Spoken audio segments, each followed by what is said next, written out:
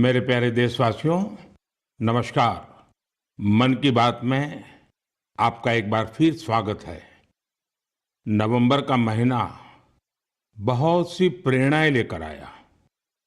कुछ दिन पहले ही 26 नवंबर को संविधान दिवस पर सेंट्रल हॉल में विशेष कार्यक्रम का आयोजन हुआ। वंदे मातरम के 150 वर्ष होने पर पूरे देश में होने वाले कार्यक्रमों की शानदार शुरुआत हुई। 25 नवंबर को अयोध्या में राम मंदिर पर धर्म ध्वजा का आरोहण हुआ। इसी दिन कुरुक्षेत्र के ज्योतिसर में पांचजन्य स्मारक का लोकार्पण हुआ। साथियों, कुछ दिन पहले ही मैंने हैदराबाद में दुनिया की सबसे बड़ी लीप इंजन एमआरओ फैसिलिटी का उद्घाटन किया है। एयरक्राफ्ट की मेंटेनेंस, रिपेयर एंड ओवरहॉल के सेक्टर में भारत ने ये बहुत बड़ा कदम उठाया है। पिछले हफ्ते मुंबई में एक कार्यक्रम के दौरान आईएनएस माहे को भारतीय नौसेना में शामिल किया गया। पिछले ही हफ्ते भारत के स्पेस इकोसिस्टम को स्काई रूट के इन्फिनिटी कैंपस ने नई उड़ान दी है। ये भारत की नई सोच, इनोवेशन और यूथ पावर का प्रतिबिंब बना है। साथियों, कृषि क्षेत्र में भी देश ने बड़ी उपलब्धि हासिल की। भारत ने 357 मिलियन टन के खाद्यान्न उत्पादन के साथ एक ऐतिहासिक रिकॉर्ड बनाया है। 357 मिलियन टन। 10 साल पहले की तुलना में भारत का खाद्यान्न उत्पादन 100 मिलियन टन और बढ़ गया है। खेलों की दुनिया में भी भारत का परचम लहराया है। कुछ दिन पहले ही भारत को कॉमनवेल्थ खेलों की मेजबानी का भी ऐलान हुआ। ये उपलब्धियां देश की है, देशवासियों की है। और मन की बात देश के लोगों की ऐसी उपलब्धियों को, लोगों के सामूहिक प्रयासों को जन सामान्य के सामने लाने का एक बेहतरीन मंच है। साथियों, अगर मन में लगन हो, सामूहिक शक्ति पर, टीम की तरह काम करने पर विश्वास हो, गिरकर फिर से उठ खड़े होने का साहस हो, तो कठिन से कठिन काम में भी सफलता सुनिश्चित हो जाती है। आप उस दौर की कल्पना करिए जब सैटेलाइट नहीं थी, जीपीएस सिस्टम नहीं था, नेविगेशन की कोई सुविधाएं नहीं होती थी। तब भी हमारे नाविक बड़े बड़े जहाज लेकर समंदर में निकल जाते थे और तय स्थानों पर पहुंचते थे। अब समंदर से आगे बढ़कर दुनिया के देश अंतरिक्ष की अनंत ऊंचाई को नाप रहे हैं। चुनौती वहां भी वही है। न जीपीएस सिस्टम है, न संचार की वैसी व्यवस्थाएं हैं। फिर हम कैसे आगे बढ़ेंगे? साथियों, कुछ दिनों पहले सोशल मीडिया पर एक वीडियो ने मेरा ध्यान खींचा। ये वीडियो इसरो की एक अनोखी ड्रोन प्रतियोगिता का था। इस वीडियो में हमारे देश के युवा और खासकर हमारे जैन जी मंगल ग्रह जैसी परिस्थितियों में ड्रोन उड़ाने की कोशिश कर रहे थे। ड्रोन उड़ते थे, कुछ पल संतुलन में रहते थे, फिर अचानक जमीन पर गिर पड़ते थे। जानते हैं क्यों? क्योंकि यहाँ जो ड्रोन उड़ रहे थे उनमें जीपीएस का सपोर्ट बिल्कुल नहीं था। मंगल ग्रह पर जीपीएस संभव नहीं, इसलिए ड्रोन को कोई बाहरी संकेत या गाइडेंस नहीं मिल सकता। ड्रोन को अपने कैमरे और इन बिल्ड सॉफ्टवेयर के सहारे उड़ना था। उस छोटे से ड्रोन को जमीन के पैटर्न पहचानने थे, ऊंचाई मापनी थी, बाधाएं समझनी थी और खुद ही सुरक्षित उतरने का रास्ता ढूंढना था। इसलिए ड्रोन भी एक के बाद एक गिरे जा रहे थे। साथियों, इस प्रतियोगिता में पुणे के युवाओं की एक टीम ने कुछ हद तक सफलता पाई। उनका ड्रोन भी कई बार गिरा, क्रैश हुआ, पर उन्होंने हार नहीं मानी।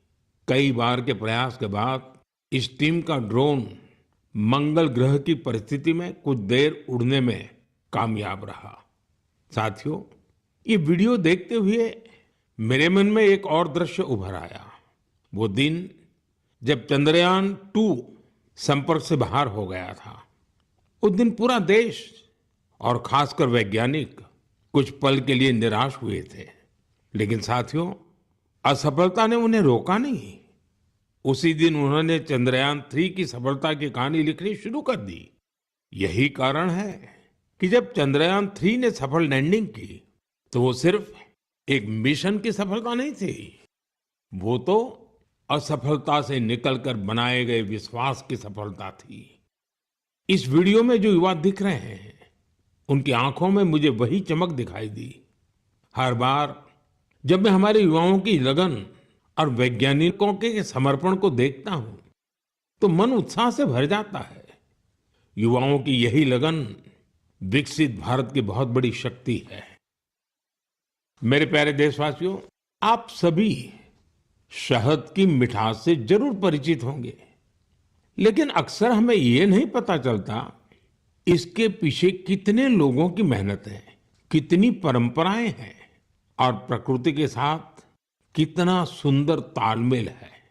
साथियों, जम्मू कश्मीर के पहाड़ी इलाकों में वन तुलसी यानी सुलाई सुलाई के फूलों से यहाँ की मधुमक्खियां बेहद अनोखा शहद बनाती हैं।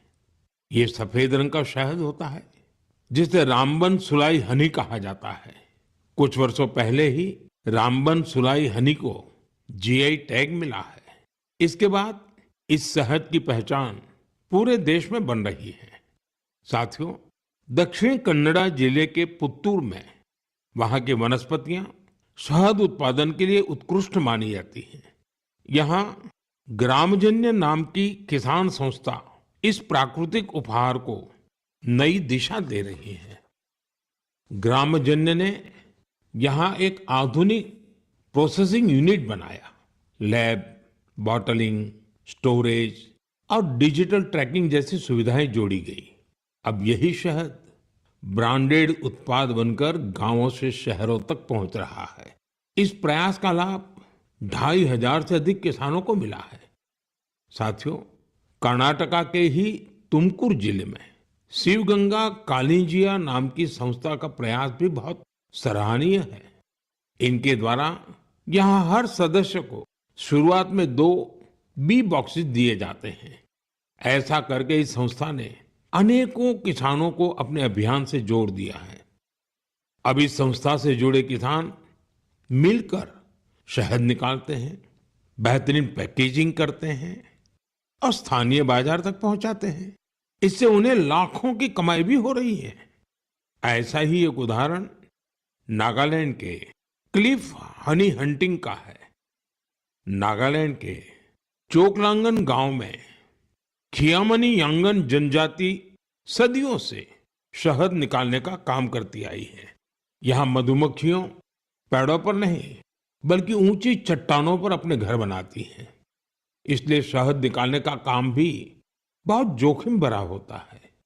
इसलिए यहाँ के लोग मधुमक्खियों से पहले सौम्यता से बात करते हैं, उनसे अनुमति लेते हैं, उन्हें बताते हैं कि आज वे शहद लेने आए हैं। इसके बाद शहद निकालते हैं। साथियों, आज भारत हनी प्रोडक्शन में नए रिकॉर्ड बना रहा है। 11 साल पहले देश में हनी का उत्पादन 76,000 मैट्रिक टन था। अब ये बढ़कर 1.5 लाख मैट्रिक टन से भी ज्यादा हो गया है। बीते कुछ वर्षों में शहद का एक्सपोर्ट भी 3 गुना से ज्यादा बढ़ गया है। हनी मिशन कार्यक्रम के तहत खादी ग्रामोद्योग ने भी 2.25 लाख से ज्यादा बी बॉक्सेस लोगों में बांटे हैं। इससे हजारों लोगों को रोजगार के नए अवसर मिले हैं। यानी देश के अलग अलग कोनों में शहद की मिठास भी बढ़ रही है और ये मिठास किसानों की आय भी बढ़ा रही है। मेरे प्यारे देशवासियों, हरियाणा के कुरुक्षेत्र में महाभारत का युद्ध हुआ था, ये हम सभी जानते हैं। लेकिन युद्ध के इस अनुभव को अब आप वहां महाभारत अनुभव केंद्र में भी साक्षात महसूस कर सकते हैं। इस अनुभव केंद्र में महाभारत की गाथा को 3D light and sound show और डिजिटल टेक्निक से दिखाया जा रहा है। 25 नवंबर को जब मैं कुरुक्षेत्र गया था तो इस अनुभव केंद्र के अनुभव ने मुझे आनंद से भर दिया था। साथियों, कुरुक्षेत्र में ब्रह्म सरोवर पर आयोजित अंतर्राष्ट्रीय गीता महोत्सव में शामिल होना भी मेरे लिए बहुत विशेष रहा। मैं ये देखकर बहुत प्रभावित हुआ कि कैसे दुनिया भर के लोग दिव्य ग्रंथ गीता से प्रेरित हो रहे हैं। इस महोत्सव में यूरोप और सेंट्रल एशिया सहित विश्व के कई देशों के लोगों की भागीदारी रही। इस महीने की शुरुआत में सऊदी अरब में पहली बार किसी सार्वजनिक मंच पर गीता की प्रस्तुति की गई है। यूरोप के लातविया में भी एक यादगार गीता महोत्सव आयोजित किया गया। इस महोत्सव में लातविया, एस्टोनिया, लिथुआनिया और अल्जीरिया के कलाकारों ने बढ़ चढ़ करके हिस्सा लिया। साथियों, भारत की महान संस्कृति में शांति और करुणा का भाव सर्वोपरि रहा है। आप दूसरे विश्व युद्ध की कल्पना कीजिए, जब चारों ओर विनाश का भयावह माहौल बना हुआ था। ऐसे मुश्किल समय में गुजरात के नवानगर के जाम साहब महाराजा दिग्विजय सिंह जी ने जो महान कार्य किया, वो आज भी हमें प्रेरणा देता है। उस समय जाम साहब किसी सामरिक गठबंधन या युद्ध की रणनीति को लेकर नहीं सोच रहे थे, बल्कि उनकी चिंता ये थी कि कैसे विश्व युद्ध के बीच पोलिश यहूदी बच्चों की रक्षा होगी। उन्होंने गुजरात में तब हजारों बच्चों को शरण देकर उन्हें नया जीवन दिया, जो आज भी एक मिसाल है। कुछ दिन पहले दक्षिणी इजराइल के मोशाव नेवातिम में जाम साहब की प्रतिमा का अनावरण किया गया। यह बहुत ही विशेष सम्मान था। पिछले वर्ष पोलैंड के वार्सो में मुझे जाम साहब के स्मारक पर श्रद्धा सुमन अर्पित करने का सौभाग्य मिला था। मेरे लिए वो क्षण अविस्मरणीय रहेगा।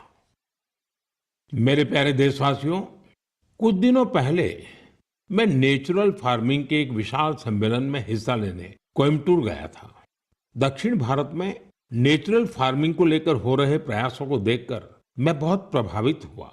कितने ही युवा हाईली क्वालिफाइड प्रोफेशनल अब नेचुरल फार्मिंग फील्ड को अपना रहे हैं। मैंने वहां किसानों से बात की, उनसे अनुभव जाने। नेचुरल फार्मिंग भारत की प्राचीन परंपराओं का हिस्सा रही है और हम सभी का कर्तव्य है कि धरती मां की रक्षा के लिए इसे निरंतर बढ़ावा दें। साथियों, विश्व की सबसे पुरानी भाषा और विश्व के सबसे प्राचीन शहरों में से एक शहर, इन दोनों का संगम हमेशा अद्भुत होता है। मैं बात कर रहा हूं काशी तमिल संगमम की। 2 दिसंबर से काशी के नमो घाट पर चौथा काशी तमिल संगमम शुरू हो रहा है। इस बार के काशी तमिल संगमम की थीम बहुत ही रोचक है। लर्न तमिल, तमिल कर कलम। काशी तमिल संगमम उन सभी लोगों के लिए एक महत्वपूर्ण मंच बन गया है जिन्हें तमिल भाषा से लगाव है। काशी के लोगों से जब भी बात होती है तो वो हमेशा बताते हैं कि काशी तमिल संगमम का हिस्सा बनना उन्हें बहुत अच्छा लगता है। यहाँ उन्हें कुछ नया सीखने और नए नए लोगों से मिलने का अवसर मिलता है। इस बार भी काशीवासी पूरे जोश और उत्साह के साथ तमिलनाडु से आने वाले अपने भाई बहनों का स्वागत करने के लिए बहुत उत्सुक हैं। मेरा आप सभी से आग्रह है कि आप काशी तमिल संगमम का हिस्सा जरूर बने। इसके साथ ही ऐसे और भी मंचों के बारे में सोचें जिनसे एक भारत श्रेष्ठ भारत की भावना मजबूत हो। यहाँ मैं एक बार फिर कहना चाहूंगा, तमिल कलाचारम उयर्वानद, तमिल मोली उयर्वानद, तमिल इंडियाविन पेरुमिदम। मेरे प्यारे देशवासियों, जब भारत के सुरक्षा तंत्र को मजबूती मिलती है तो हर भारतीय को गर्व होता है। पिछले हफ्ते मुंबई में आईएनएस माहे को भारतीय नौसेना में शामिल किया गया। कुछ लोगों के बीच इसके स्वदेशी डिजाइन को लेकर खूब चर्चा रही। वहीं पुडुचेरी और मालाबार कोस्ट के लोग इसके नाम से ही खुश हो गए। दरअसल इसका माहे नाम उस स्थान माहे के नाम पर रखा गया है जिसकी एक समृद्ध ऐतिहासिक विरासत रही है। केरला और तमिलनाडु के कई लोगों ने इस बात पर गौर किया कि इस युद्धपोत का क्रेस्ट, उरुमी और कलारियापट्टू की पारंपरिक लचीली तलवार की तरह दिखाई पड़ता है। ये हम सबके लिए गर्व की बात है कि हमारी नौसेना बहुत ही तेजी से आत्मनिर्भरता की ओर कदम बढ़ा रही है। 4 दिसंबर को हम नौसेना दिवस भी मनाने जा रहे हैं। ये अवसर हमारे सैनिकों के अदम्य साहस और पराक्रम को सम्मान देने का एक खास दिन है। साथियों, जो लोग नेवी से जुड़े टूरिज्म में रुचि रखते हैं, उनके लिए हमारे देश में बहुत सी जगह हैं जहां जाकर उन्हें बहुत कुछ सीखने को मिलेगा। देश के पश्चिमी तट पर गुजरात के सोमनाथ के पास एक जिला है दीव। दीव में आईएनएस खुखरी को समर्पित खुखरी मेमोरियल एंड म्यूजियम है। वहीं गोवा में नेवल एविएशन म्यूजियम है जो एशिया में अपनी तरह का अनूठा संग्रहालय है। फोर्ट कोची के आईएनएस द्रोणाचार्य में इंडियन नेवल मैरीटाइम म्यूजियम है। यहाँ हमारे देश की मैरीटाइम हिस्ट्री और इंडियन नेवी के इवोल्यूशन को देखा जा सकता है। श्री विजयपुरम, जिसे पहले पोर्ट ब्लेयर कहा जाता था, वहां समुद्री का नेवल मरीन म्यूजियम उस क्षेत्र के समृद्ध इतिहास को सामने लाने के लिए जाना जाता है। कारवार के रविंद्रनाथ टैगोर बीच पर वॉरशिप म्यूजियम में मिसाइलों और हथियारों की रिप्लिका रखी गई है। विशाखापट्टनम में भी एक सबमरीन, हेलीकॉप्टर और एयरक्राफ्ट म्यूजियम है जो इंडियन नेवी से जुड़ा है। मैं आप सभी से, विशेषकर मिलिट्री हिस्ट्री में रुचि रखने वाले लोगों से आग्रह करता हूं कि आप इन म्यूजियम्स को देखने जरूर जाएं। मेरे प्यारे देशवासियों, सर्दियां आ गई हैं और साथ ही सर्दियों से जुड़े टूरिज्म का भी समय आ गया है। दुनिया के कई देशों ने सर्दियों में होने वाले टूरिज्म को, विंटर टूरिज्म को अपनी अर्थव्यवस्था का बहुत बड़ा आधार बना दिया है। अनेक देशों में दुनिया के सबसे सफल विंटर फेस्टिवल और विंटर स्पोर्ट्स मॉडल है। इन देशों ने skiing, snowboarding, snow trekking, ice climbing और फैमिली स्नो पार्क्स जैसे अनुभवों को अपनी पहचान बनाया है। इन्होंने अपने विंटर फेस्टिवल्स को भी वैश्विक आकर्षण में बदला है। साथियों, हमारे देश में भी विंटर टूरिज्म की हर क्षमता मौजूद है। हमारे पास पहाड़ भी हैं, संस्कृति भी है और एडवेंचर की असीम संभावनाएं भी हैं। मुझे खुशी है इन दिनों उत्तराखंड का विंटर टूरिज्म लोगों को बहुत आकर्षित कर रहा है। सर्दियों के मौसम में औली, मुनस्यारी, चोपटा और डेहरा जैसी जगहें खूब पॉपुलर हो रही हैं। अभी कुछ सप्ताह पहले पिथौरागढ़ जिले में 14,500 फुट से अधिक की ऊंचाई पर आदि कैलाश में राज्य की पहली high altitude ultra run marathon का आयोजन किया गया था। इसमें देश भर के 18 राज्यों से 750 से ज्यादा एथलीट्स ने हिस्सा लिया था। 60 किलोमीटर लंबी आदि कैलाश परिक्रमा रन का प्रारंभ कड़कड़ाती सर्दी में सुबह 5 बजे हुआ था। इतनी ठंड के बावजूद भी लोगों का उत्साह देखते ही बनता था। आदि कैलाश की यात्रा पर जहां 3 साल पहले तक मात्र 2000 से कम पर्यटक आते थे, अब यह संख्या भी बढ़कर 30,000 से अधिक हो गई है। साथियों, कुछ ही हफ्तों में उत्तराखंड में विंटर गेम्स का आयोजन भी होना है। देश भर के खिलाड़ी, एडवेंचर प्रेमी और खेलों से जुड़े लोग इस आयोजन को लेकर उत्साहित हैं। स्कीइंग हो या स्नोबोर्डिंग, बर्फ पर होने वाले कई खेलों की तैयारियां शुरू हो चुकी हैं। उत्तराखंड ने विंटर टूरिज्म को बढ़ाने के लिए कनेक्टिविटी और इंफ्रास्ट्रक्चर पर भी फोकस किया है। होम स्टे को लेकर नई पॉलिसी भी बनाई गई है। साथियों, सर्दियों में बेड इन इंडिया अभियान की भी अलग धूम होती है। सर्दियों की सुनहरी धूप हो, पहाड़ से उतरते कोहरे की चादर हो, डेस्टिनेशन वेडिंग के लिए पहाड़ भी अब खूब पॉपुलर हो रहे हैं।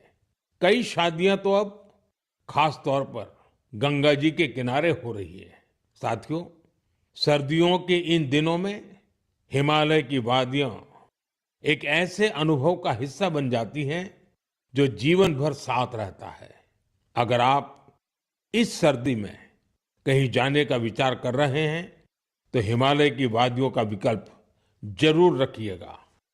साथियों, कुछ हफ्ते पहले मैं भूटान गया था। ऐसे दौरों में अलग अलग प्रकार के संवाद और चर्चाओं का अवसर मिलता है।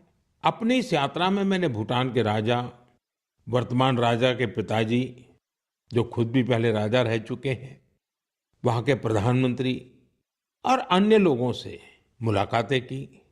इस दौरान हर किसी से एक बात जरूर सुनने को मिली। सभी लोग वहाँ बुद्धिस्ट रिलिक्स यानी भगवान बुद्ध के पवित्र अवशेष भेजे जाने को लेकर भारतवासियों का आभार जता रहे थे। मैंने जब भी यह सुना तो मेरा हृदय गर्व से भर उठा। साथियों, भगवान बुद्ध के पावन अवशेषों को लेकर कई अन्य देशों में भी ऐसा ही उत्साह देखने को मिला है। पिछले महीने ही नेशनल म्यूजियम से इन पवित्र अवशेषों को रूस के कलमिकिया ले जाया गया था। यहाँ बौद्ध धर्म का विशेष महत्व है। मुझे बताया गया कि इनके दर्शन के लिए रूस के दूर दराज से भी बहुत बड़ी संख्या में लोग वहां पहुंचे। इन पवित्र अवशेषों को मंगोलिया, वियतनाम और थाईलैंड भी ले जाया जा चुका है। हर जगह लोगों का भारी उत्साह देखने को मिला है। इनके दर्शन के लिए थाईलैंड के राजा भी पहुंचे थे। पूरे विश्व में भगवान बुद्ध के पवित्र अवशेषों के प्रति इस प्रकार का गहरा जुड़ाव देखकर मन भाव विभोर हो उठता है। यह सुनकर बहुत अच्छा लगता है कि कैसे इस तरह की कोई पहल दुनिया भर के लोगों को आपस में जोड़ने का माध्यम बन जाती है। मेरे प्यारे देशवासियों, मैं आप सभी से हमेशा वोकल फॉर लोकल के मंत्र को साथ लेकर चलने की बात करता हूं।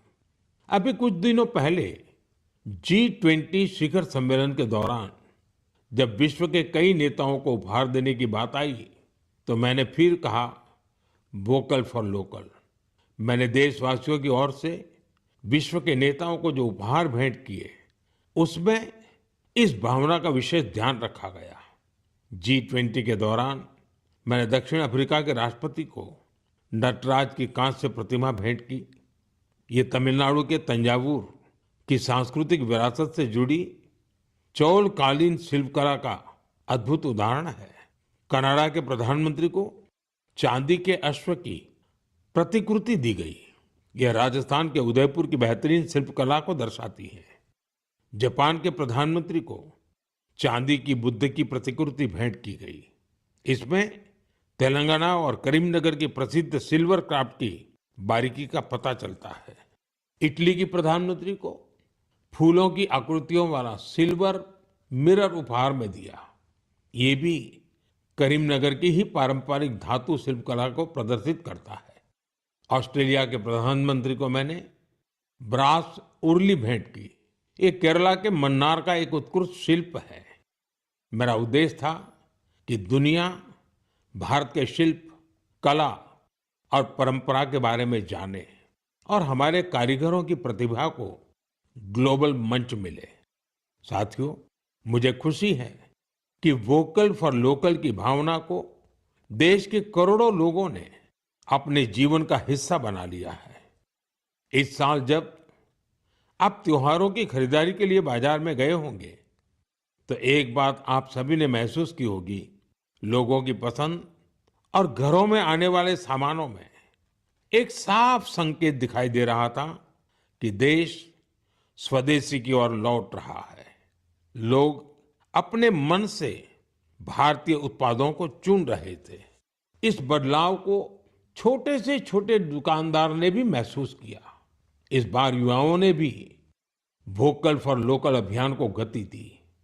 आने वाले कुछ दिन में क्रिसमस और नए वर्ष पर खरीदारी का नया दौर शुरू होने वाला है।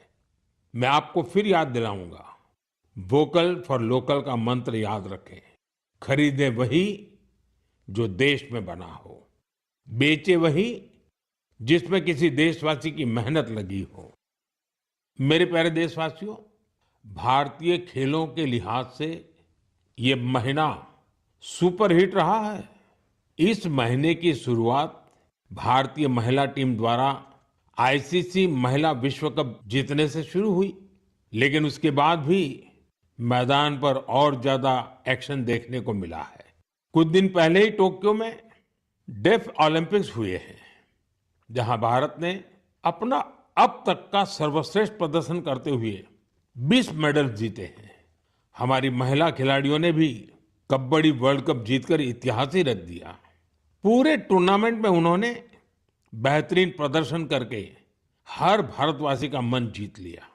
वर्ल्ड बॉक्सिंग कप फाइनल्स में भी हमारे खिलाड़ियों का प्रदर्शन शानदार रहा, जहां उन्होंने 20 मेडल जीते। साथियों, जिस बात की और भी अधिक चर्चा हो रही है वो है हमारी महिला टीम का ब्लाइंड क्रिकेट वर्ल्ड कप जीतना। बड़ी बात यह है कि हमारी इस टीम ने बिना एक भी मैच हारे इस टूर्नामेंट को जीता है। देशवासियों को इस टीम के हर खिलाड़ी पर बहुत गर्व है। मेरी इस टीम से प्रधानमंत्री निवास पर मुलाकात हुई। वाकई इस टीम का हौसला, उनका जज्बा हमें बहुत कुछ सिखाता है। यह विजय हमारे खेल इतिहास की सबसे बड़ी जीतों में से एक है, जो हर भारतीय को प्रेरित करती रहेगी। साथियों, आजकल हमारे देश में इंड्योरेंस स्पोर्ट्स की एक नई खेल संस्कृति भी तेजी से उभर रही है। इंड्योरेंस स्पोर्ट्स से मेरा मतलब ऐसी स्पोर्ट्स एक्टिविटीज से है जिनमें आपकी लिमिट्स की परख होती है। कुछ साल पहले तक मैराथन और बाइकेथॉन जैसे खास इवेंट कुछ विशेष लोगों तक ही सीमित थे, लेकिन अब बहुत कुछ बदल चुका है। मुझे बताया गया है कि देश भर में हर महीने 1500 से ज्यादा इंड्योरेंस स्पोर्ट्स का आयोजन होता है। इन इवेंट्स में हिस्सा लेने के लिए एथलीट्स दूर दूर तक जाते हैं। साथियों, इंड्योरेंस स्पोर्ट्स का ही एक उदाहरण है आयरमैन ट्रायथलॉन। आप कल्पना करिए, यदि आपको यह बताया जाए कि आपके पास एक दिन से भी कम समय है और आपको ये 3 काम करने हैं: समंदर में 4 किलोमीटर तक तैरना, 180 किलोमीटर साइकिल चलाना और करीब 42 किलोमीटर की मैराथन दौड़ लगाना, तो आप सोचेंगे कि कैसे संभव है। लेकिन फौलादी हौसले वाले लोग इस काम को भी सफलतापूर्वक कर ले जाते हैं। इसलिए इसे आयरनमैन ट्रायथलॉन कहा जाता है। गोवा में हाल ही में ऐसा ही एक आयोजन किया गया। आजकल इस तरह के आयोजनों में भी लोग बढ़ चढ़कर भागीदारी कर रहे हैं। ऐसी कई और प्रतियोगिताएं भी हैं जो हमारे युवा साथियों के बीच बहुत लोकप्रिय हो रही हैं। आजकल कई लोग fit India, Sundays on cycle जैसे कार्यक्रमों में हिस्सा लेने के लिए साथ आ रहे हैं। ये सब ऐसी चीजें हैं जिनसे फिटनेस को बढ़ावा मिल रहा है। साथियों, आपसे हर महीने मिलना मेरे लिए हमेशा एक नया अनुभव होता है। आपकी गाथाएं, आपके प्रयास मुझे नए सिरे से प्रेरित करते हैं। अपने संदेशों में आप जो सुझाव भेजते हैं, जो अनुभव साझा करते हैं, उससे हमें इस कार्यक्रम में भारत की विविधता को समेट लेने की प्रेरणा मिलती है। जब हम अगले महीने मिलेंगे, तब 2025 खत्म होने वाला होगा।